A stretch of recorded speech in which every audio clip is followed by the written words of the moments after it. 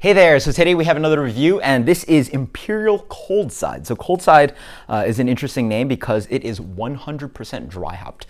Generally, with pretty much all your beers, you are going to put in hops at some point when the wort is boiling. That's how you isomerize hops and then get isoalpha acids and bitterness.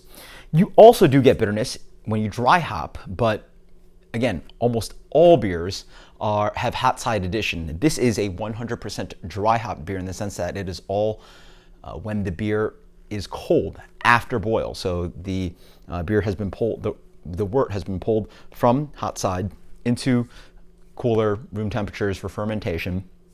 And then that's when they hop it, and they triple dry hop it. There's also debate of whether you do it pre and post fermentation. Traditionally, beers are dry hopped post fermentation, but there is, I would say, a more relatively newer age thought that you have to do it or should do it pre-fermentation, because what happens is that the hop compounds the compounds within hops actually develop and are different when they interact with yeast. So there are actually compounds that you will create that did not originally exist within the hops, and now they're created because of their interaction with the yeast. So a lot of stuff going on in there. This is Imperial, 8.5%. Let's dig in the beer. Beer is full on hazy, comes in medium gold color. Let's get the aroma on this one. Oh, wow.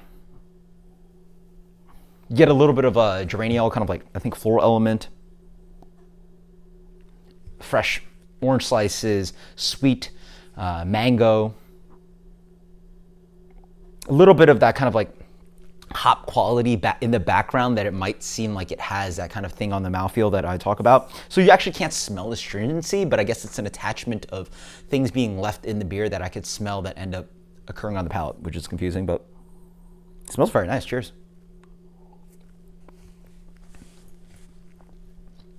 Sort of has that hop burn dryness to it. Yeah, good amount of it. Up front, follows, there is a little bit of like maybe stone fruit thing dancing around, some peach, apricot flavors, more of that tropical fruit driving down. Nice creamy mouthfeel. There is that kind of just hop thing that sort of just, you know, sits on the back of the palate, burns slightly. There's a little bit of that chewy, biscuity malt in there. It's nice. I mean, it's again dancing that game where you have a beautiful aromatics, great appearance, great hop flavors up front, and then something there just sort of like has that kind of drying quality. This one is, you know, in the scale of like how bad it can be, really bad where it's like pretty much undrinkable, medium's like okay. This one's in between like medium and more towards medium than it being really bad. By the way, thank you so much, Paul, for this one. I really appreciate it. This is good. I mean, I think Magnify is killing it. They've done some really amazing beers. This one just stands up to another one of those beers that a lot of breweries put out that has that issue. I think there are a lot of amazing, amazing breweries that end up pumping out beer that have this issue that I don't like that much. As for rating, I will say I've had much worse. So let's go with a